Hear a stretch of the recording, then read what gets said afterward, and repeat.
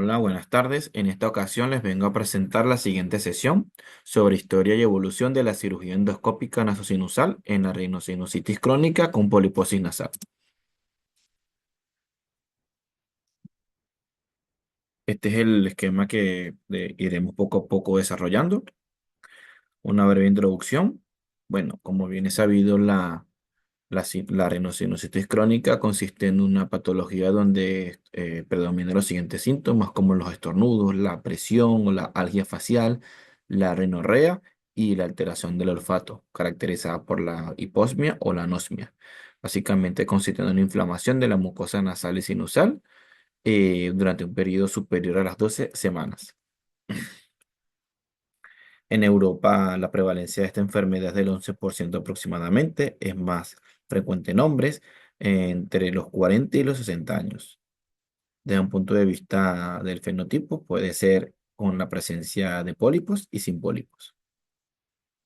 Esta diapositiva es bastante importante, ya que a pesar de que les voy a hablar de cirugía y de su evolución, esto ha cambiado, como en las próximas diapositivas les explicaré, ha cambiado mucho la manera de entender y de operar, que básicamente consiste en el mecanismo de inflamación TH2 en la rhinosinusitis crónica con poliposis nasal, la cual básicamente a través de estímulos externos se va a ver una actividad de la inmunidad innata y la adaptativa, lo cual se va a ver traducido en el aumento de interleuquinas y de eosinófilos. La guía Polina, publicada en el 2023, en sus escalones terapéuticos, contemplan en un primer escalón lavados nasales y corticoides intranasales. De no mejorar y presentar mayor gravedad al paciente, se sube al siguiente escalón, el cual agregaríamos tanda de corticoides sistémicos u orales. Y en el tercer escalón tendríamos la cirugía endoscópica y los anticuerpos monoclonales o fármacos biológicos. Pero básicamente a nivel del tercer escalón vamos a hablar es de la cirugía endoscópica. ¿De dónde venimos y hacia dónde vamos? En la cirugía endoscópica en pacientes con rhinosinusitis crónica con poliposis nasal. Básicamente iré desarrollando ciertas fechas importantes y ciertos personajes que han dejado bastante y han aportado en este tema. Uno de ellos es Stamberger, el cual es prácticamente uno de los padres de la cirugía endoscópica, pero me centraré básicamente a partir del año 1989, donde ya él empezaba a acuñar el concepto o la idea de cirugías limitadas. Básicamente consistían en hacer resecciones desde un punto de vista muy anatómico, centradas en el complejo osteometal, lo cual facilitaría la ventilación y la aireación de los senos paranasales y del aclaramiento mucociliar. De forma paralela, otro otorrino, Kennedy, un norteamericano de la Universidad de Pittsburgh, estaba también trabajando en este mismo concepto y fue él el que empezó a acuñar el concepto de las lamelas a nivel del hueso etmoides, donde la primera hay que recordar que consiste en la apófisis unciforme, la segunda la bulla etmoidal, la tercera a la rama tabicante del cornete medio, la cuarta es el cornete superior, hasta llegar a la pared anterior del seno esfenoidal. Este tipo de cirugías limitadas en esa época consistían básicamente en cirugías poco agresivas y poco resectivas. Actualmente este tipo de concepto se le suele también llamar cirugías funcionales, como ya les dije, para restaurar la ventilación y el aclaramiento mucociliar. En esta diapositiva quiero presentarles para que vayamos entendiendo una cirugía limitada o funcional, que es el nombre que actualmente se les da. Consiste básicamente en hacer resecciones parciales de las láminas de las lamelas óseas, es decir, quitarlas, no todas, sino a demanda, por decirlo así, sin exponer la base del cráneo anterior. O si hacemos resecciones de las lamelas solamente con el objeto de poder llegar hasta el ostión del seno esfenoidal. También consiste en hacer una apertura del seno maxilar de demanda, pero con una actitud conservadora. Y a nivel del seno frontal, también básicamente localizar el ostium, pero sin hacer grandes ampliaciones o modificaciones. No fue hasta el año 1997 donde ya empieza a verse quizás el concepto más que limitada, sino extendida o expandida a través de los estudios y las publicaciones de Jankowski, el cual empezó a a incorporar los conceptos de resección de mucosa, de resección de lamelas, de una etmoidectomía completa en un tipo de paciente muy grave, muy severo en su poliposis, con alta recidiva y en pacientes asmáticos. Aquí podemos empezar a ver la asociación con esta comorbilidad. Jankowski, en base a todo esto, empezó con su concepto de la nasalización. En el 2011, Felipe, un otorrinolaringólogo brasileño, empezó también a hacer tipo de cirugías expandidas a través de su técnica centrípeta. También en pacientes muy complicados, muy severos, con recidivas de poliposis, asmáticos y con EREA, con enfermedad respiratoria alérgica a los AINES. Posteriormente, en el año 2011, el grupo Worman, un grupo australiano, en base a todo lo que ya había hecho Stamberger, esa idea de eliminar estructuras para facilitar la ventilación, este grupo incursionó e incorporó el concepto de la cirugía de full house, que básicamente es una cirugía mucho más extensa, donde se era muy agresivo con los huesos, con la parte ósea, con las lamelas, con el etmoides, con la apertura de los senos, pero quizás era un poco más conservadora con la mucosa. Como podemos ver, es agresiva para el hueso, pero no para la mucosa. Posteriormente, en el año 2016-2018, se empezó a ver mucho la incorporación y hubo un paradigma, hubo un antes y un después con las teorías inflamatorias.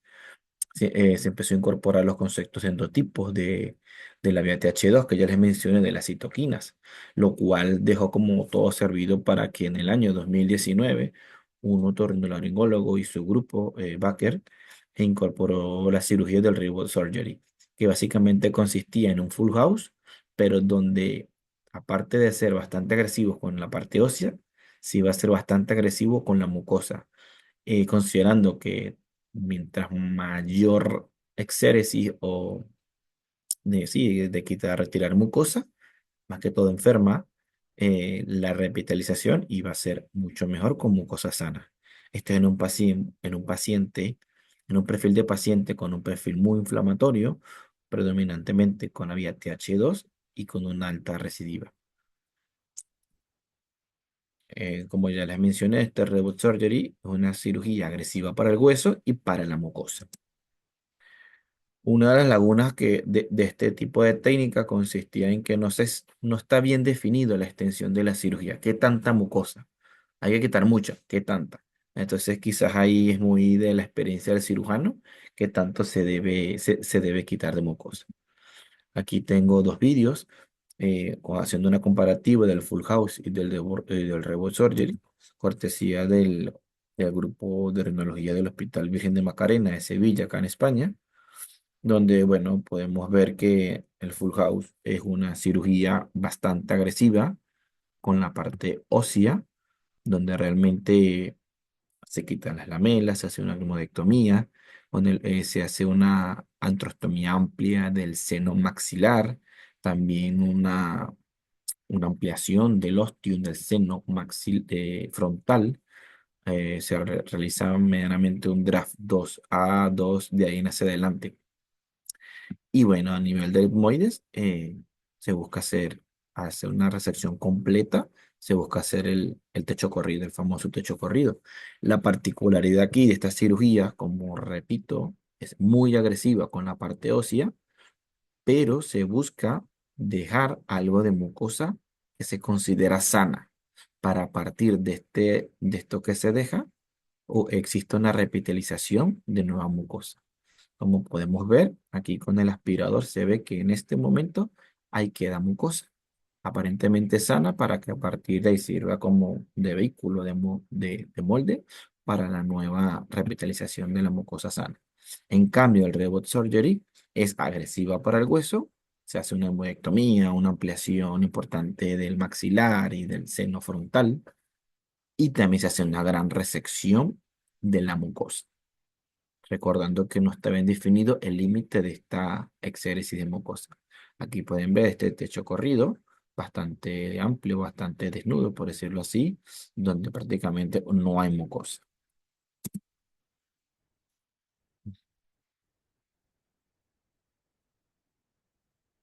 Aquí podemos explicar nuevamente lo como en la diapo anterior, pero en este caso sobre la cirugía extendida, donde consiste en una apertura de todas las lamelas, donde hay y donde debe existir una exposición amplia en la base del cráneo anterior, una antrostomía amplia del maxilar y del meato medio lo más posible.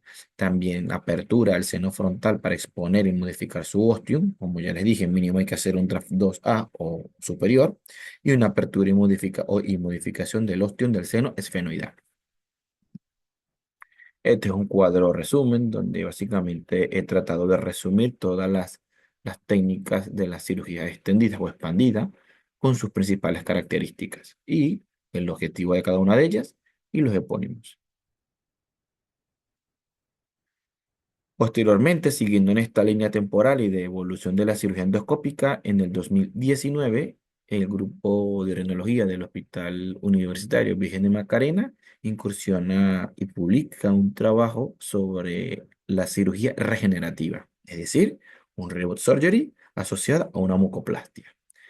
Eh, Esto era en un perfil de un paciente con poliposis muy severa también, muy con alta recidiva, donde hay una etmoidesfenectomía completa, un draft 2A, y se realiza un injerto de la mucosa del suelo, se retira, se hace una exéresis de la mucosa del suelo de la fosa y se coloca en el techo etmoidal, partiendo de que esa mucosa del suelo está sana y va también a facilitar la nueva repitalización de la mucosa a nivel de todo el techo del etmoides.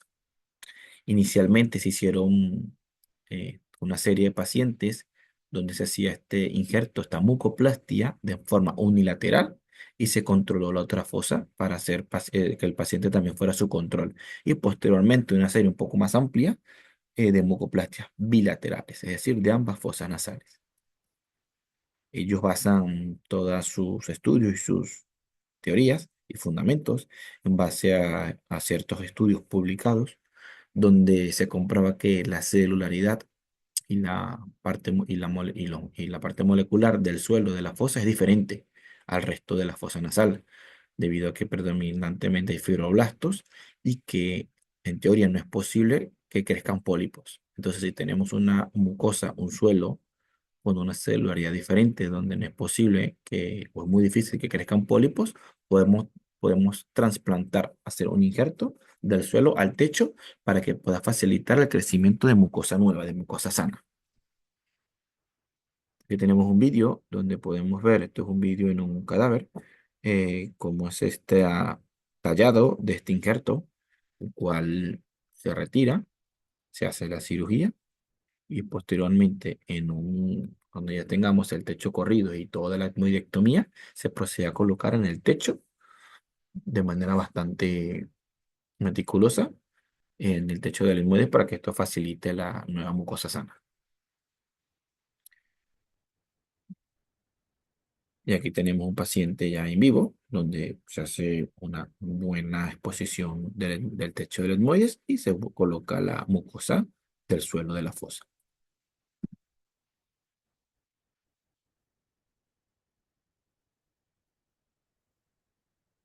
Cirugías limitadas versus cirugías extendidas. Este mismo grupo del Hospital de Virgen de Macarena realizó un estudio bastante interesante donde buscaron comparar cirugías endoscópicas limitadas versus extendidas. Esto fue en el año 2024. En esta comparación, se pudo evidenciar que los resultados en torno a calidad de vida, de tamaño de pólipos, del edema, de la secreción, de la radiología, de la recurrencia y de las reintervenciones, hubo una diferencia significativa a favor de las cirugías extendidas. En torno al olfato no hubo diferencias significativas y la limitación es que un estudio retrospectivo con falta de aleatorización. Bueno, esta diapositiva que se las coloca al inicio, aquí podemos ver todo este camino, iniciando con la cirugía funcional o limitada de Stamberger y Kennedy, pasando por la nasalización de Jankowski, con la técnica centrípeta de Philippou, el full house del grupo Worman, el reboot surgery de Baker y su grupo, la mucoplastia de Moreno Luna y el grupo del Virgen del Macarena de Sevilla, hasta llegar al año 2024, donde se incorpora también la clasificación Loen, la cual procedo a explicar. Antes de esta clasificación hubo unas previas. La primera fue en el año 2013 del grupo de rinología japonés, el cual clasificaba en 5 tipos el tipo de cirugía. Lo negativo, que no especificaban bien los límites, qué tipo, que se hacía, qué estructuras se quitaban, si tocaban o no la mucosa. Entonces no era muy práctico en la práctica clínica habitual, pero digamos que hubo un inicio. Posteriormente, en el año 2020, se generó la clasificación ACCESS, la cual consistía en comparación postquirúrgica de los pacientes utilizando el Lud-Mackay, donde se podía evidenciar la evolución de la permeabilidad de los senos, la aireación de los senos, pero no se sabía bien qué tipo de cirugía se había hecho, qué tipo de estructuras anatómicas se habían retirado, etcétera. Se llega en el año 2024, este grupo de reumatología del Hospital Virgen de Macarena de Sevilla y publica la LOEN, la cual consiste y basó todo en 3 puntos: la extensión anatómica de la cirugía, las modificaciones del ostium y el tratamiento de la mucosa. Los 2 primeros tienen que ver con básicamente criterios anatómicos y el tercero con un criterio funcional, que es la mucosa. Esta clasificación nace de la importancia de facilitar la comunicación entre cirujanos, entre unificar criterios, de manejar un mismo idioma, de compartir experiencias y de hacer una buena y mejor recolección de datos. Si hablamos el mismo idioma, podemos hacer una recolección de datos más efectiva. Esta clasificación LOEN L de lamelas básicamente consiste presenta un subíndice en el cual describe qué estructura se afectó o no. Hablando de la L0 es que no se consideró, no se tocó ninguna lamela. L1, la primera lamela; L2, la segunda; y L3, la tercera lamela. La O sería de osteo, los ostium de los diferentes senos, si fueron afectados o no, si se realizó alguna apertura de ellos. O O cero, es que no se tocó ningún ostium; M del ostium del seno maxilar; S del seno esfenoidal y F de frontal.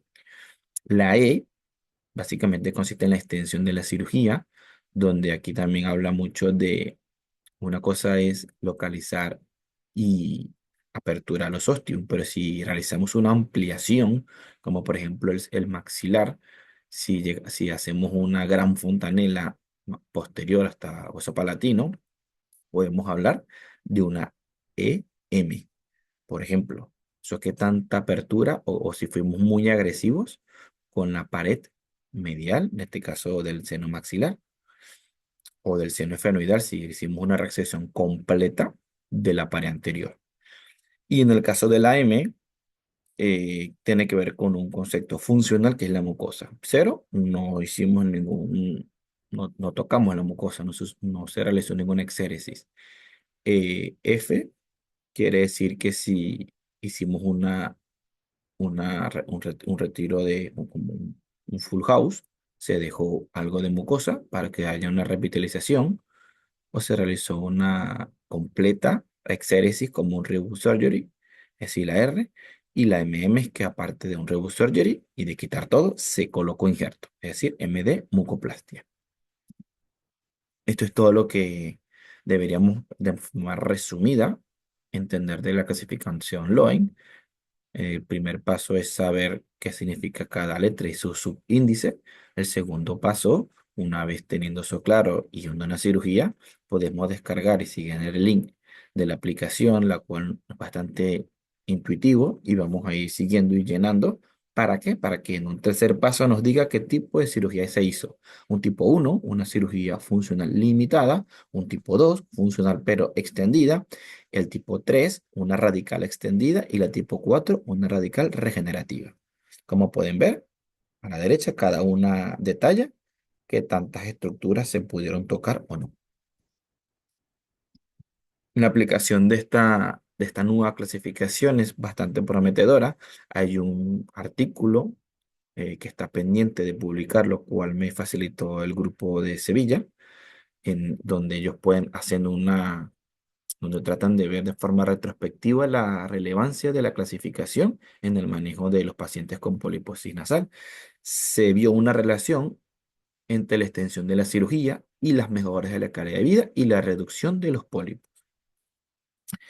Algo bastante interesante es que puede ir dilucidando que el tipo 3 iría mejor en pacientes atópicos, como puede ser por ejemplo, la enfermedad de compartimiento central, y la tipo 4 en pacientes con enfermedad grave, con muchas comorbilidades y cirugías previas. Es decir, hacer un robot surgery con probablemente una mucoplastia.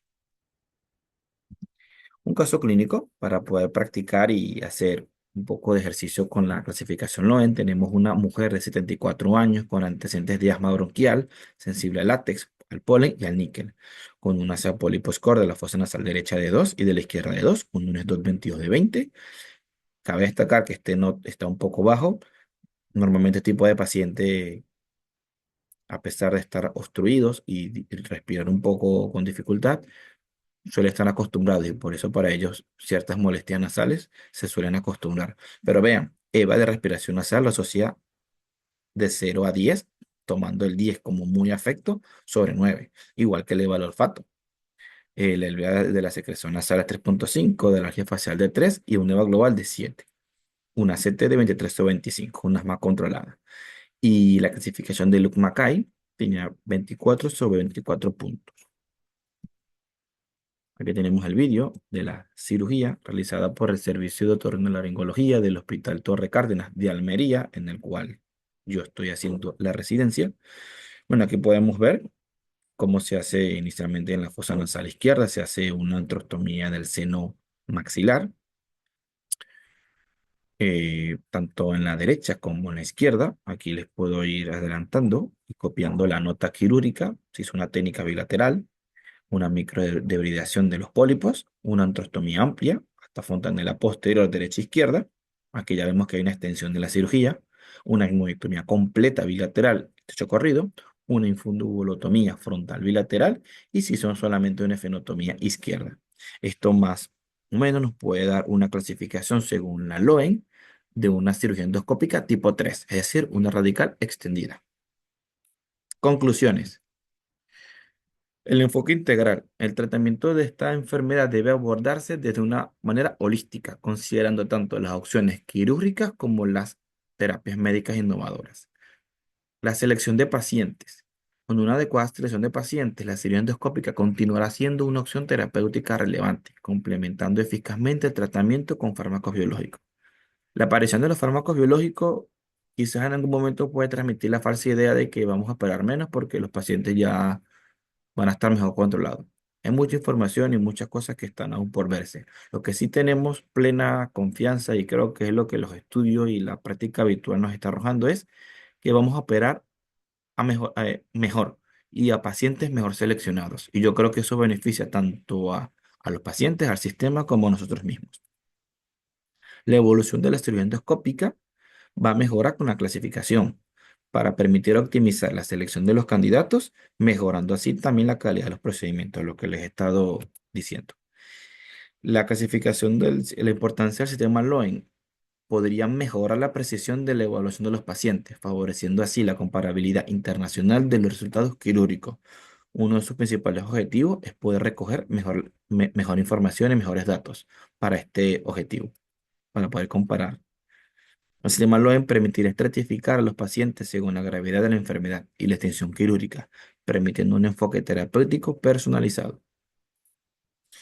Bueno, esto es todo lo que les quería decir. Básicamente, he tenido la oportunidad de participar en la edición de un capítulo de un libro blanco del Congreso Andaluz y Extremeño, aquí de España, de este próximo 29, 30, 31 de mayo en Cádiz. Así que, pues nada, espero les haya gustado y nos vemos en una próxima oportunidad.